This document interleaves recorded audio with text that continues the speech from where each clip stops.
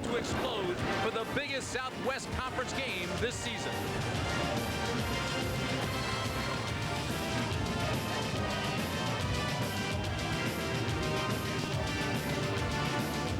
The Razorbacks and the Aggies are sitting atop the conference standings, looking for a trip to the Cotton Bowl. And good afternoon, everybody. I'm Tim Brandt, and welcome to College Station, Texas. We're about a 3.5-hour drive due south of the Cotton Bowl in Dallas, but the team that wins here today will put a pretty good down payment on a first-class ticket to that New Year's Day Classic. But I have to remind you, the home team has won this great rivalry since 1982, and it's my pleasure to bring in our analyst today, the big guy from Harvard, Dan Jiggets. And Dan, what can we expect out of this game? Well, I think that these are two running teams that we can expect a lot of running, but you know, Coach Ken Hatfield of Arkansas yesterday, when he came down, he already had on his Cotton Bowl tie, so you know it's on his mind. Now, one of the guys that's going to help him get to that Cotton Bowl is Quinn Grovey, his quarterback. Runs that option I extremely well, very nifty, and can pull back and pass for him as well. Barry Foster's going to be the guy in the backfield today for Arkansas. They expect to hand off and run inside a great deal. On defense, it's going to be Michael Shepard, number 98, who should be a force along the defensive line for Arkansas. You talked about a running game. How about Texas A&M? They've got a back that everybody talked at the beginning of the year as a Heisman Trophy candidate. Darren Lewis, and you know, he's got a lot of help up front, though. He's got a great offensive tackle in Richmond Webb. I think he's going to be a #1 draft choice in the National Football League. Also, that offensive line averages 288 pounds. Now, on defense, the force is Aaron Wallace, the outside linebacker. Everybody said he was a preseason All-American. I say he's going to be a #1 draft choice as well. He's been hurt of late, and everybody's been kind of on his case a little bit about playing better. But he's had a turf toe. He's coming back strong. He looked me in the eye the other day, and he said to me, he says, you know, I really want this game. It means a great deal to me. Arkansas and Texas A&M will have the kickoff, but first let's go to New York and Greg Gumbel.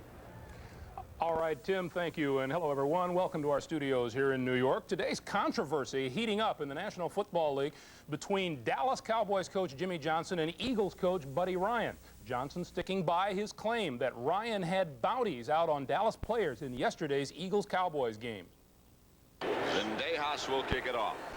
10-0, Eagles lead. The Cowboys coach's tape, we've highlighted it. Watch Jesse Small to the left of your screen just blow by 3 Cowboys and head straight for Luis Zendejas. Zendejas ducks and gets a knee to his head. You know, most times if a kicker kicks off and doesn't really run down to make the tackle, they don't block him. The Eagles sent someone after Zendejas. Now, one day before the game, Cowboys punter Mike Saxon was talking about those bounties. Even Gogan told me this morning, $500 bucks, put a hit out on us. Take us out of the game. The player that takes us out gets $500 bucks. Tell me if that's legal. Their special teams coach, Al Roberts, told me, the couple players from there told me that the Buddy's sending somebody after me. And after the game, they all came up and said, you know, hey, you know, you were not in this. You know, it's just Buddy the way he is. You know, he'll put a bounty hound on you and or whoever it is on the person he wants out of it, out of the game. They have to do anything with maybe losing the game for him or anything. Would you have gone after Buddy if you could? If I could have stand on my 2 legs, I would have decked him. And that's the problem, is the next time I can stand on my 2 legs and get close to him, I will deck him. Now, a short while ago, Buddy Ryan and Jimmy Johnson held separate news conferences. Buddy laughed off the charges, but Johnson remains furious. Well, I've only heard of one coach doing it. And I've only been in the league a short time, but in my short time, I've only heard of one team doing it. You're referring to the Eagles? Buddy Ryan. Not the Eagles, Buddy Ryan. You know, you don't assign one of your better blockers to go and take a beeline and block the opposing kicker at the 50-yard line on your kickoff return, unless you have other intentions. Be realistic. If you had a bounty, why in the hell would you put it on a kicker that's been in a 6-week slump? And you hope he don't get hurt. You want to be sure he kicks. I mean, hell, don't touch him. Be careful. The league office, of course, is looking into the matter. Remember, the Cowboys and Eagles play again 2 weeks from now in Philadelphia. A sad note out of Suwanee, Georgia today. Atlanta Falcons rookie tackle Ralph Norwood was killed in a one-car accident there early this morning. Norwood was 23 years old. We'll get you back down to College Station, Texas shortly. The kickoff between Arkansas and Texas A&M coming up right after a message and a word from your local station.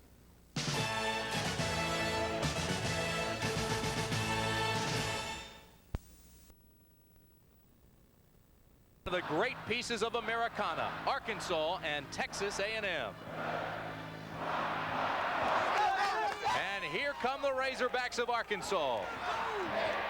With a record of 8-1, they only lost to Texas October 21st. Arkansas is coached by Ken Hatfield, who has the best winning percentage of any coach in school history. He's won an incredible 76% of his games. And here come the Aggies. Texas A&M has a record of 7-2.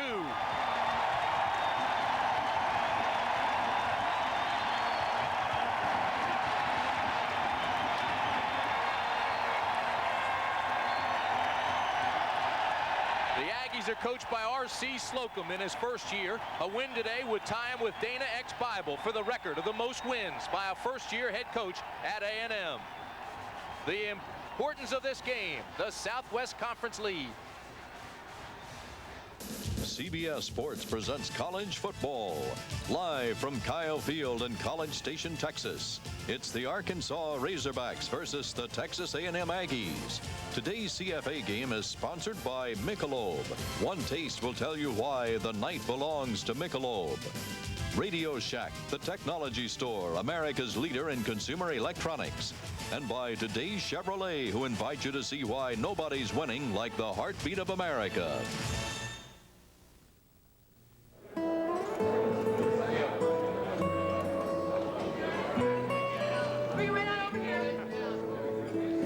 Are you the one who put these away? Look at the angel of Martin. Move with it. This is it.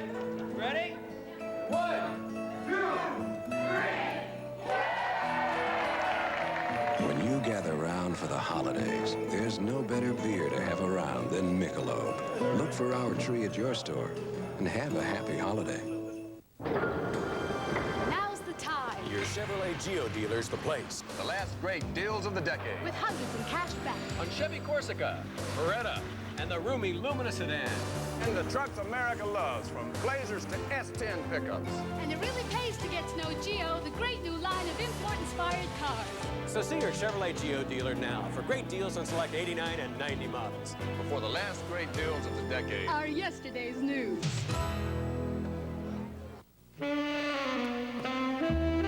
Panasonic presents the Smooth Operators. The Smooth Operators are cordless rechargeable razors that shave remarkably close, either wet or dry. It takes a smooth operator to unite the old-fashioned closeness of a warm, wet shave with the convenience and no-nick comfort of an electric. Don't try this with any plugged-in razor. Smooth Operator wet-dry razors from Panasonic. Smoother than you ever thought you'd be.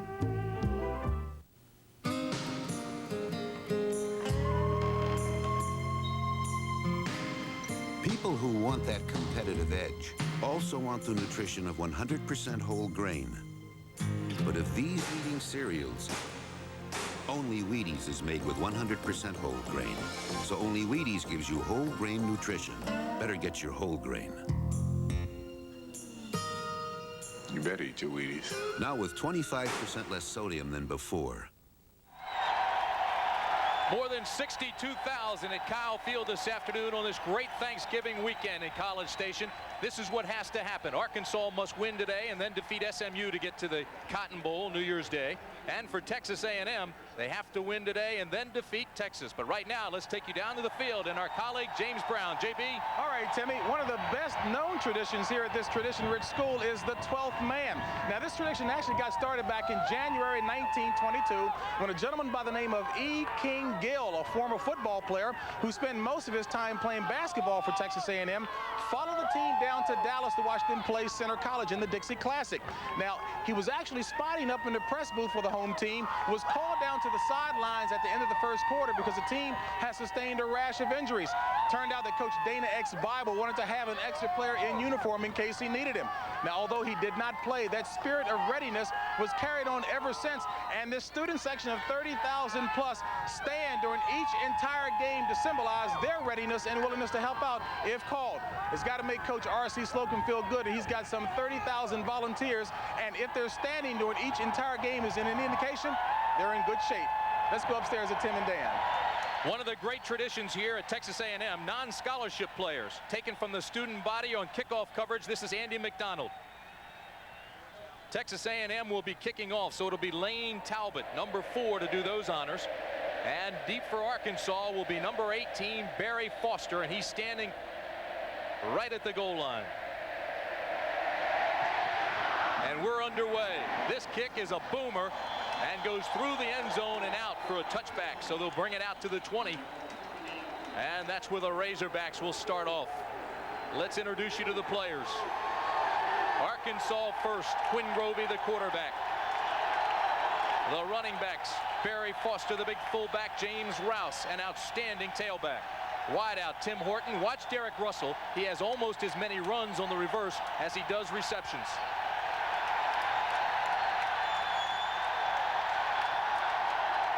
First down, Arkansas at the 20. Straight ahead goes Foster for maybe a couple. That offensive line is big and it's strong. Crawford, a former tight end, is one of the smaller players in that line. He's at center. He's flanked by Gifford and Henry. And outside, Jim Mabry, a unanimous All-American. Arkansas's best, but Opolskas isn't bad. The tight end, Billy Winston, 6'2", 246-pounder. Second down and 8. Grovey on the pitch. And Rouse is out of bounds at the 27-yard line. The tackle made by Derek Frazier. Defensively for Texas A&M, Pat Henry is the nose tackle, and he's active. Terry Price and Kevin Tucker flank him. It's a 3-4 scheme, so the linebackers then, Aaron Wallace and William Thomas, both All-American candidates. Anthony Williams and Jeroy Robinson are the other linebackers. E.D. Jackson comes in along with Foster now on third down and 3 for Arkansas. Grovey throws, it's complete, first down to Tim Horton. 26, Kevin Smith.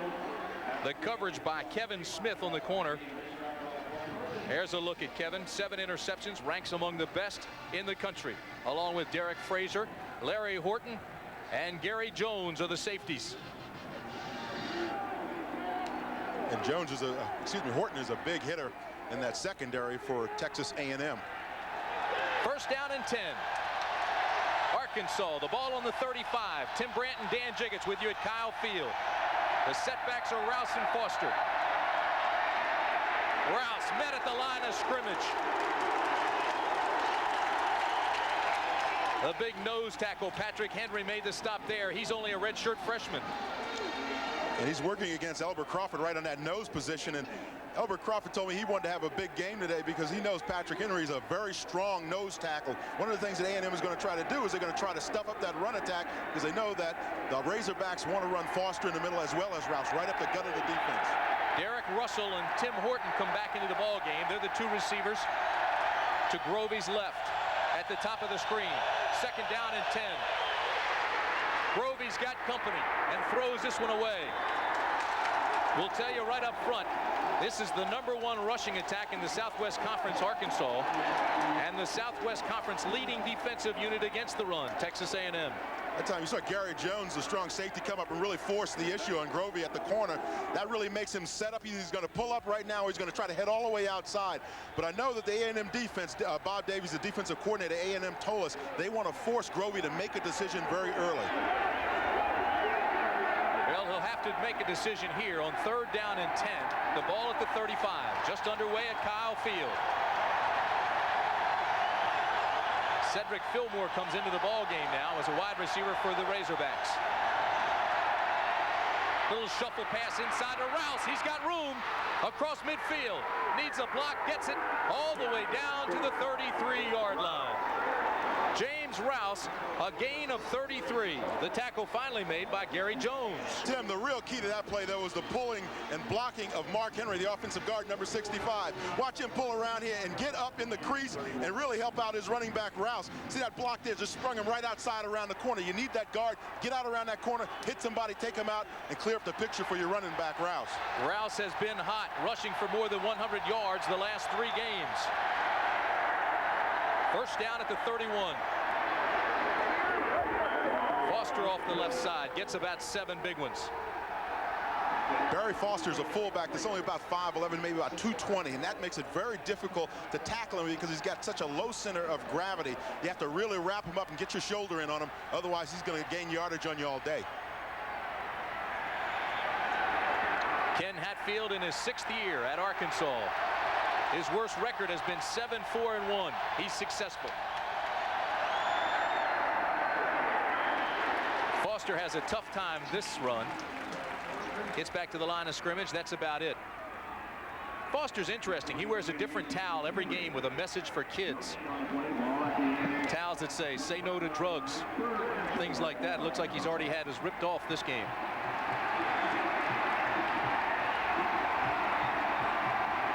It'll be 3rd down and call it 4 for Arkansas. The last time the Razorbacks scored an offensive touchdown against A&M was in the 3rd quarter of the 1986 game at Little Rock. Grovey with a great cutback inside the 15, the 5. Touchdown, Arkansas.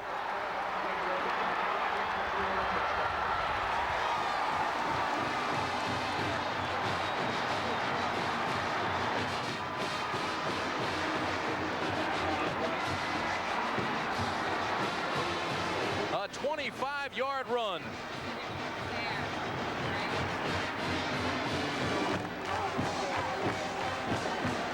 Tim, on that touchdown run, Cedric Fillmore was down at the bottom of the screen, Cedric Fillmore, and he was never covered. So when the ball was snapped, he was never covered by a defensive secondary. The extra point attempt is good. So with 11:57 gone in the game, it's 7-0 Arkansas. Right at the bottom of the screen, you saw Cedric Fillmore. He was never covered on the play, but Grovey makes a nice little adjustment. Starts to come out to his right, cuts back to his left, and it's all clear all the way to the goal line. We said he was an extremely good runner. Puts a lot of pressure on him because he can pull up and throw just as well as he can run. 11:57 remaining first quarter. Presenting Kodak. 7-0. Well, one of the reasons why is their quarterback, Quinn Grovey. Watch him slide this way. Now, Aaron Wallace is pursuing from the backside, but he really gets out of position a little bit. Grovey reverses field, comes back around that backside, and there's nobody there except the end zone. That's that little move. Talked about him being able to run the football, and see he's got great speed, too. Runs about a 4.6 40. Nice little shake move there and takes it on into the end zone. Strong run.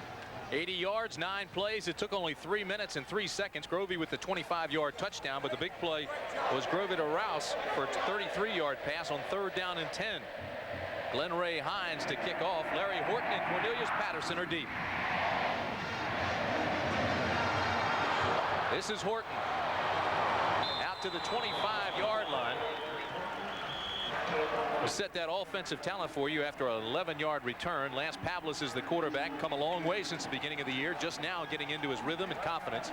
Robert Wilson and Darren Lewis. Darren Lewis is a fine tailback. We'll tell you more about him. Percy Waddle and Cornelius Patterson will be the wideouts. 1st down and 10. The ball at the 25.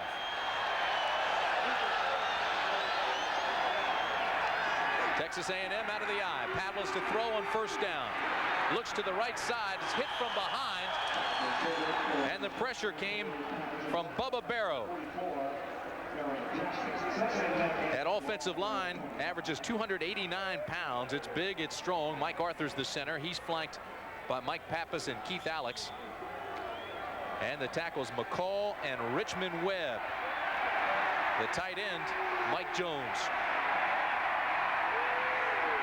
Wilson and Lewis out of the eye. 2nd down and 10 for the Aggies. Absolutely not much for Lewis.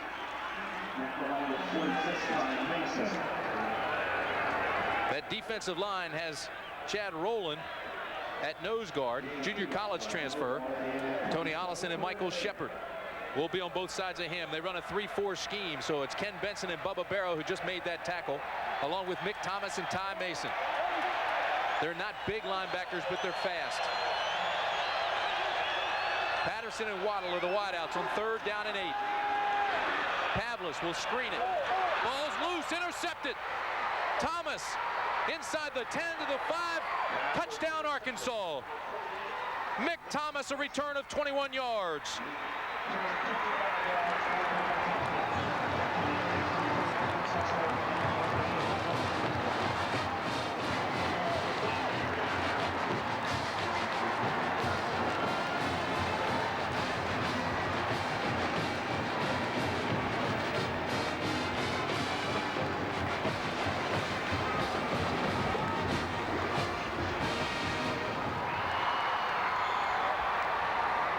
They'll test Pavla's confidence now. First interception of the year for Thomas. And the return of 21 yards for the touchdown. Todd Wright on for his second extra point. Gary Adams is the holder.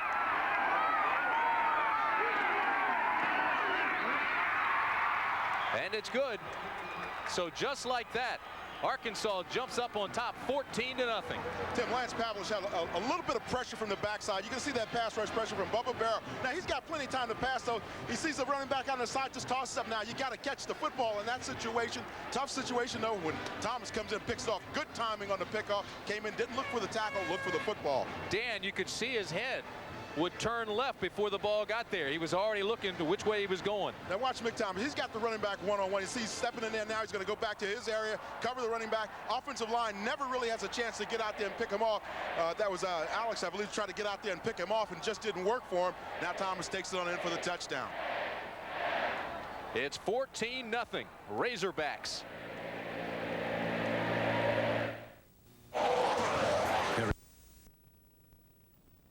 And the reason is there are still 4 teams alive for the Cotton Bowl spot out of the Southwest Conference, Texas being one of them. The Longhorns hope that Texas A&M wins today and Houston defeats Texas Tech. If that happens, then Texas has to beat Baylor and Texas A&M. And they've got a good shot at that Cotton Bowl. Texas Tech, on the other hand, has to defeat Houston and hope today's winner loses next week.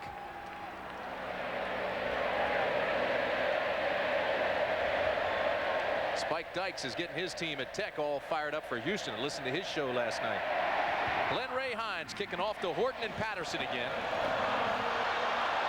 And this is Horton around the 30 to the 35. Fine return, got a good block right down on the 30-yard line. So it's a return of 21 yards for Horton. Tim, when you think about what A&M has to do to get back into this ball game, now they have to go to their passing game and probably go downfield. You're 14 points down early in the first quarter. Now you really have to see if Lance Pavlich can get that passing game going, as well as a nice play action setup if you're able to run the football successfully. Well, Texas A&M is a very young football team, so emotionally we'll have to see how they respond to 2 touchdowns in 52 seconds. First down at the 36, Aggies. Nice cut inside by Lewis to the 47-yard line. Tackle made by Tony Allison after an 11-yard gain. Robert Wilson delivered a pretty fine block for Lewis. Tim Brandt and Dan Jiggets with you at Kyle Field in College Station, Texas. Arkansas has exploded here in the first quarter, scoring 2 touchdowns in 52 seconds. Grovey had one, and Mick Thomas, the linebacker, picked off a screen pass and ran it in for a touchdown as well. 2 things that does for Arkansas. You think about them running the football. It helps them drain the clock as well as drain that defense of A&M. They get tired out there chasing around Quinn Grovey and his crew. Barry Foster's fullback. Lewis and Wilson will be the setbacks. Patterson and Waddle the wideouts. It's first down at the 47. Pavlis on play action, looks across the middle, has a man, it's complete.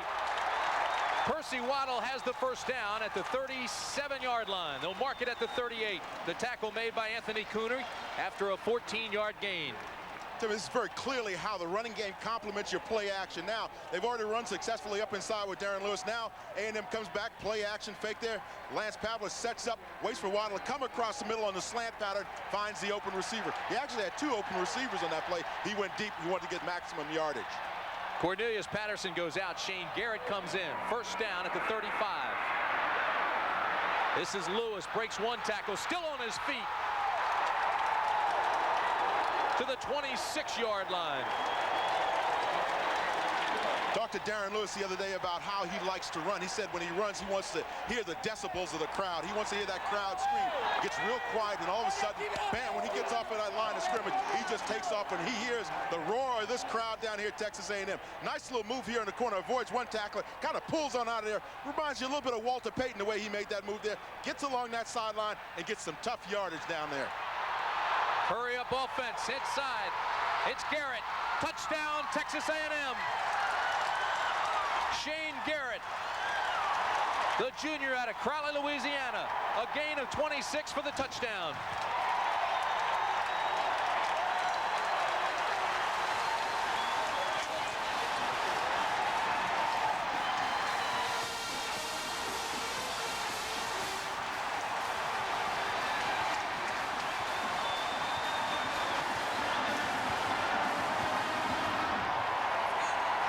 Lane Talbot for the extra point. So just like that, the Aggies come firing back.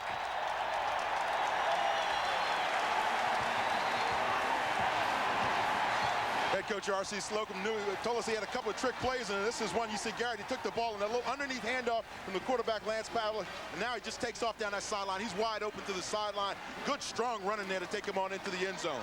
A lot of folks haven't even digested their turkey yet. 10:08 remaining first period. It's 14-7.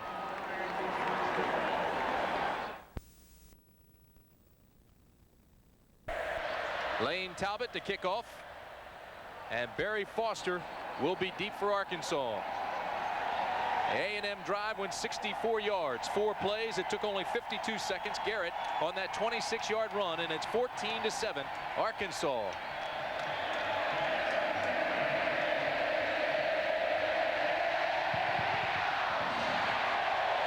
It'll be Foster at the 1. He's got a hole. A flag flies, and Foster brings it out to the 28-yard line, but there is a flag down. A return of 27 yards if it stands. The tackle was made by Ramsey Bradbury. And as you can probably tell, that call is going to go against Arkansas.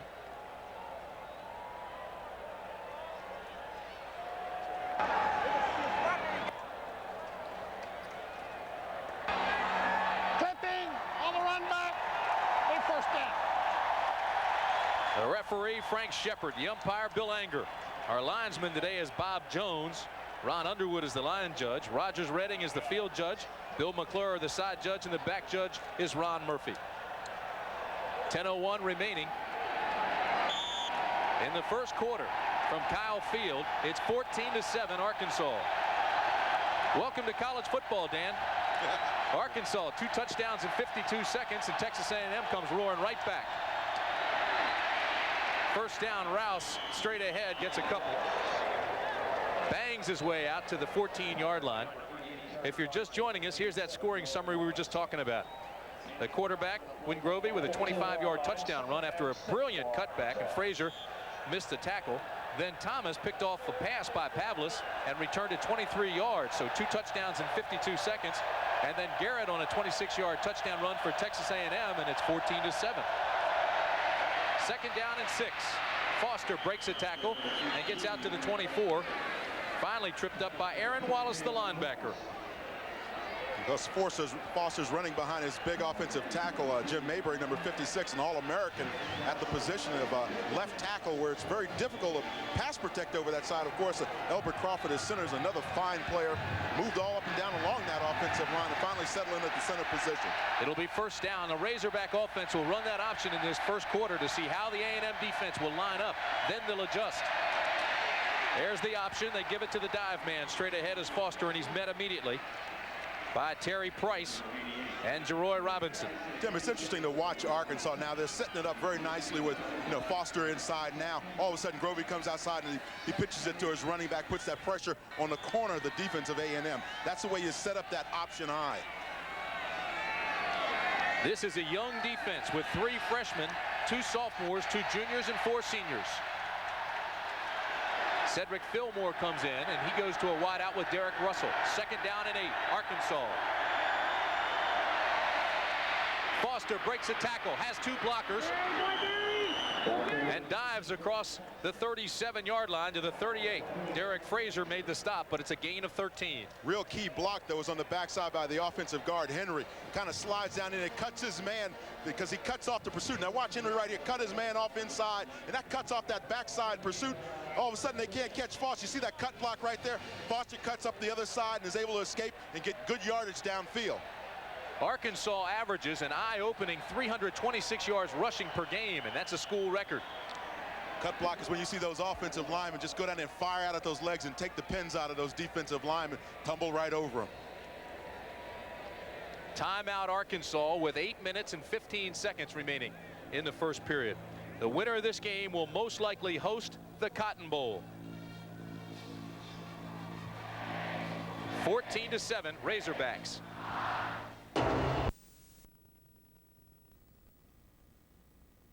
Are the front runners. The home team has won 7 straight in this great rivalry. As a matter of fact, Arkansas hasn't won on Kyle Field since 1981, but they lead here by 7. 2 tight end set. Grovey throws, and it's dropped. Russell was the intended receiver. The crowd wanted a fumble, but it was incomplete. Tim, when we watched Quinn Grovey Tuesday at practice, he's so smooth coming out of that fake off the little handoff option there and sets up very nicely. You see how quick he sets up, finds the receiver Russell. Russell just simply drops the football. Got to hold on to those, but you have to remember this is a big game for these young kids, and they get a little excited and worked up about it. Quinn Grovey, one of the best Arkansas running quarterbacks ever. He needs just 6 more yards to become the best running quarterback ever. At Arkansas, 2nd down and 10. Here he is, throws across the middle and has it complete to Billy Winston, his tight end. Winston still on his feet at the 38. Finally stopped by Kevin Smith and Derek Frazier. Billy Winston kind of reminds you of Keith Jackson, the former Oklahoma Stars, now playing for the Philadelphia Eagles from that tight end position. Big, strong blocker up front, but can catch the ball, has nice, soft hands, the ability to get into his route and catch the football as well. You saw that time when he made the run there, it was real strong. That's only his 14th catch of the year. He has 1 touchdown, but he is big, 6'2", 246-pounder. A gain of 24. 1st down and 10 at the A&M 39. This is Rouse. Gains a tough 2 yards.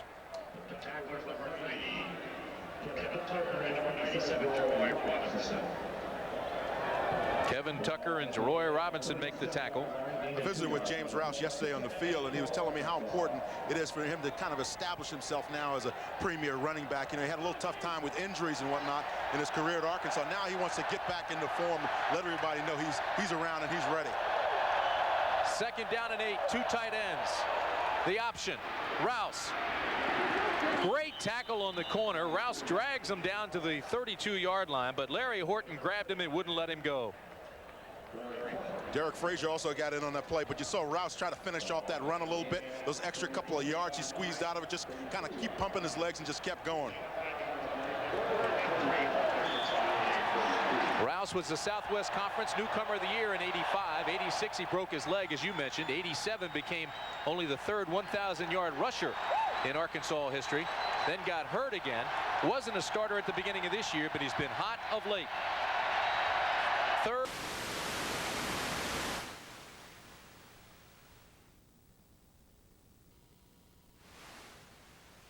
At the 27-yard line, it'll be enough for the 1st. So Arkansas now 4 for 4 on 3rd down conversions. Tim, the defensive coordinator, Bob Davie, was telling us the other day that at A&M, they want to try to force this play right in here with their outside linebacker, number 23, Wallace. You see him there, he forces the play, forces Grovey to pitch the ball out. They want Grovey to have to make a decision as soon as he hits that corner.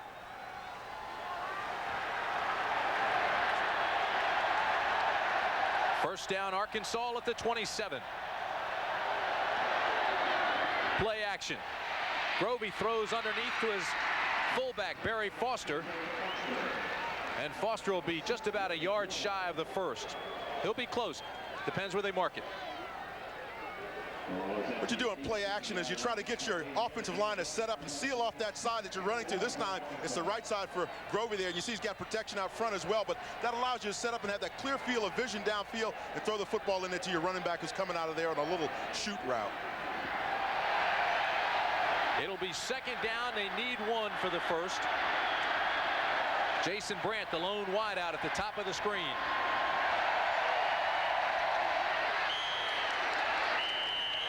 And flags fly everywhere. The A&M folks say that it was the offensive line of Arkansas that jumped.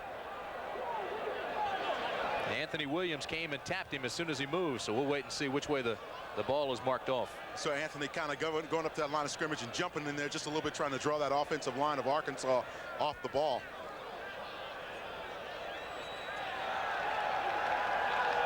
These teams have not been penalized very much this year. As a matter of fact, they're mistake-free football teams. And turnover-wise, they've been very good as well. But they're going to mark this one against Texas A&M, so they'll start walking down toward the Aggie end zone. Anthony Williams came in and faked that blitz a little bit. He just came up in there enough to shake the line. Offsides on the defense, first down. Just enough to shake the offensive lineman. You see him, he's right there. And now watch him come on in and... because nobody really moved until he got across the line of scrimmage. Point won't get it this time. First down, Arkansas at the A&M 13. Rouse, left side. Inside the 10 to the 8, and another flag flies. Derek Frazier makes the stop. But there is a flag on the play. And it looks like it'll be against Billy Winston, the tight end. He had a good hook block going there. Maybe it was just a little bit too good. So they'll move Arkansas back. Well, just as I say, they're mistake-free football teams. 2 penalties in a row. Mention the fact that Winston is a good blocking tight end. Here's Frank Shepard. Holding on the offense, still first down. But he was trying to block Aaron Wallace that time, the All-American, the outside linebacker position. And Wallace really prides himself in being able to string a play along all the way to the sideline. And that time, he had pretty good position working against Winston at the tight end. It'll be first down and 20. Arkansas takes out Steve Hudson at tight end. And they bring in Derek Russell and Cedric Fillmore. Rouse and Foster are the setbacks. Nice cut outside. Rouse inside the 20 to the 19-yard line. Run out of bounds by Kevin Smith. Smith at the A&M, 18-yard. William Thomas was rushing from his outside linebacking position. He's number 11. Watch him right here at the bottom of your screen. Now that really sets up the play as he comes inside. Now watch him rush up. Now all of a sudden, here comes the running back Rouse up inside, because that linebacker, that outside linebacker, theoretically is supposed to be able to float and come back there and make the stop on that play, but he never really made it. Nice play by Smith. You know, he hit so hard last year as a freshman, a lot of the guys called him Frank Minifield. And Horton, the safety, thought that was his real name. Started calling him Frank. Second and 15, the ball at the 18. And there's not much give in the Texas A&M defense that time. Foster may have gotten a couple. The tacklers, number 88. Kevin Tucker, Terry Price, and Patrick Henry, all there for the stop. 3 are going to play 3rd and 12 for Arkansas. One of the things that Arkansas has been able to do is really kind of drain the clock a little bit, and you can see time of possession, 4 minutes and 50 seconds, 64 yards, 11 plays. They're on their feet for this play on 3rd down and 12. 2 tight ends for the Razorbacks. Foster inside the 10 to the 5-yard line. He'll be just short of the first. Tackle made by Larry Horton, the free safety. He's the leading tackler on that defense. A&M tried to make a little adjustment by downshifting to the strong side. Arkansas comes back to the weak side. There's a little bubble there with that linebacker, is that inside linebacker, and that's where Foster took the ball right up into that bubble, because they know there's nobody putting immediate pressure on you on the line of scrimmage.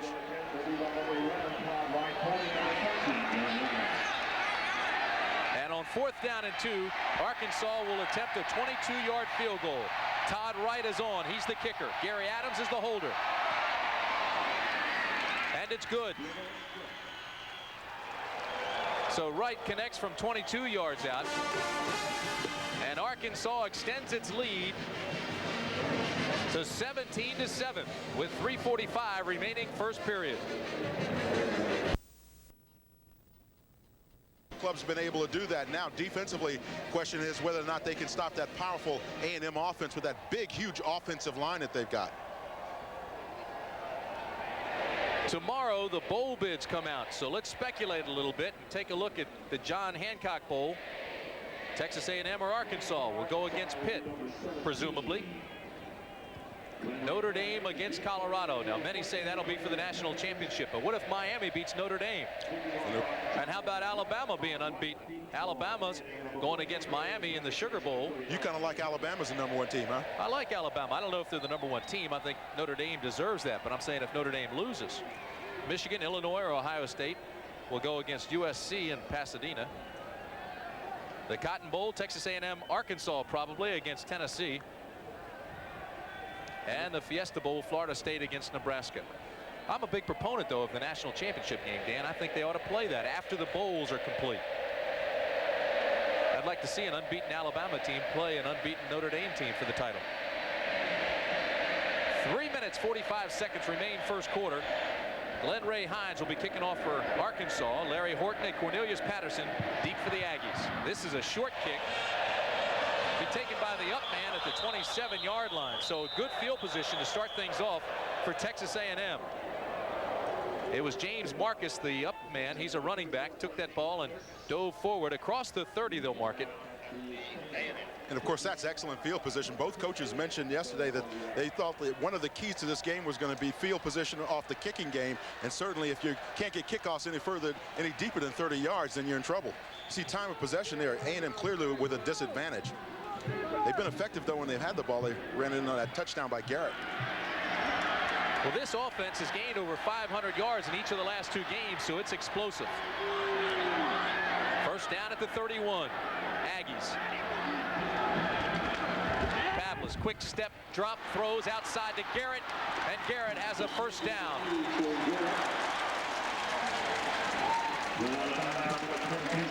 Gain of 12, knocked out by Curtis Banks. And Banks did the best job he could. When you get that quick hitch like that, the quarterback just takes one step back. It's a very quick read situation, and it's really like a long handoff out to your wide receiver. Pavlis has a strong arm, doesn't he? He has a rifle. He threw for 5,000 yards in high school, so everybody knows he can throw. Finally polishing up his game and getting some confidence in himself now. Top high school quarterback in the state of Texas 3 years ago. 2 tight ends, off tackle. It'll bring up second down and 8. Robert Wilson, the ball carrier. The tackle that time was made by Ty Mason.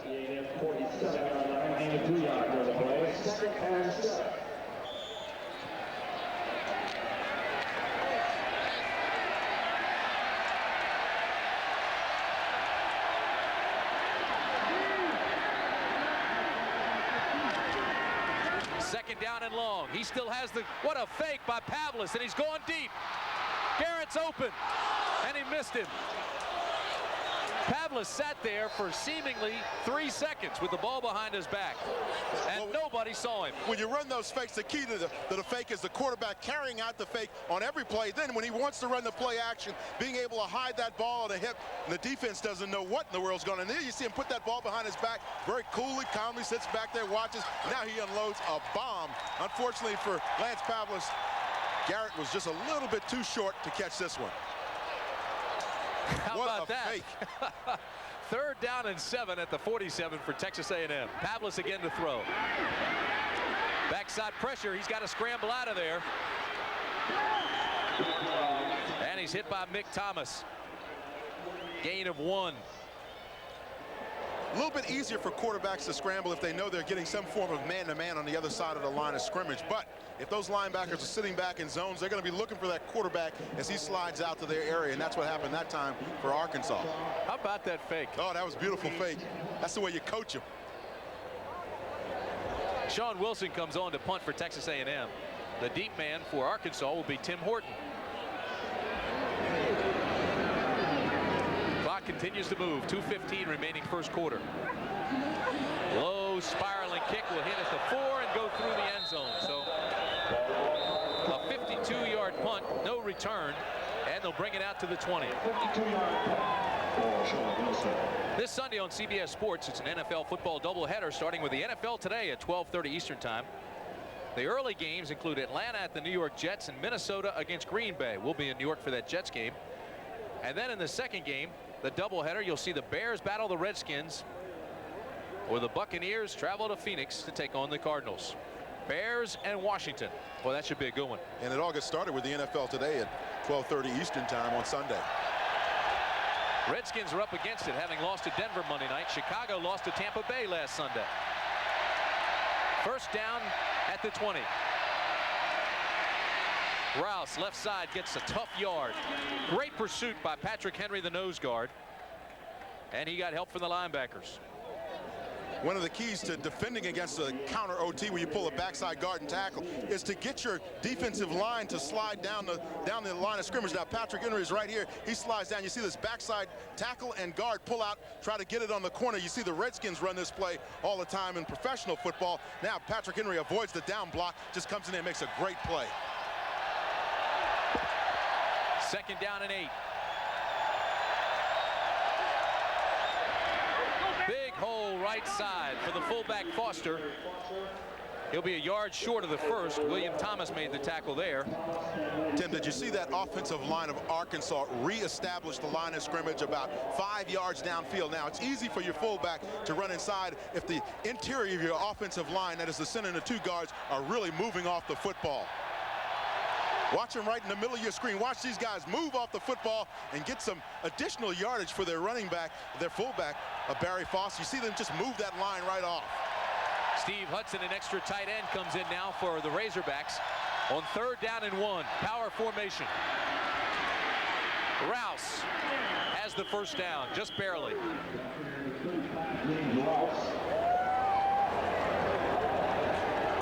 Rouse averages almost 6 yards a carry, Dan.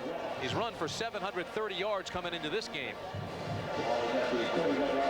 One thing that R.C. Slocum will not allow his defense to do, though, is he won't let you run wide on them very much. They pride themselves in that defensive side of A&M and taking the ball and stringing it all the way to the sideline and not letting you get around those corners.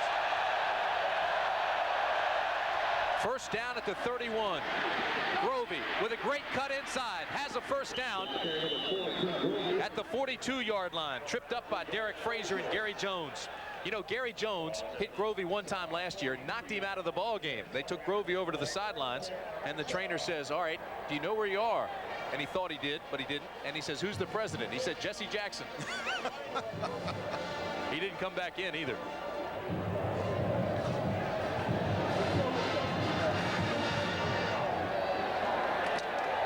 See, the rushing defense for Texas A&M, the season average is 95 yards today. They've already given up 119 yards. Rouse on first down stumbles ahead for a tough yard. Got maybe 2. Anthony Williams, the tackler. A little sprint draw action, and it appears that we have a player down on the field from Texas A&M. Looks like Kevin Tucker, the right end.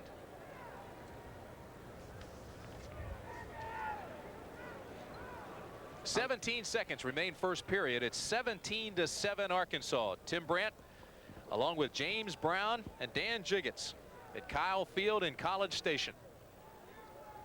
More than 62,000 fans expected here today. A lot of the students are still home for Thanksgiving holidays, so it is not completely sold out. But for those of you who thought it'd be a low-scoring game, Arkansas came out, scored 2 touchdowns in 52 seconds. Grovey got 1. Thomas intercepted a pass and ran it back. There's Grovey's 25-yard touchdown run. Then on the very next series, Thomas intercepted a screen pass, but A&M answered that. And Wright kicked a 22-yard field goal just moments ago. So it's 17-7 Arkansas.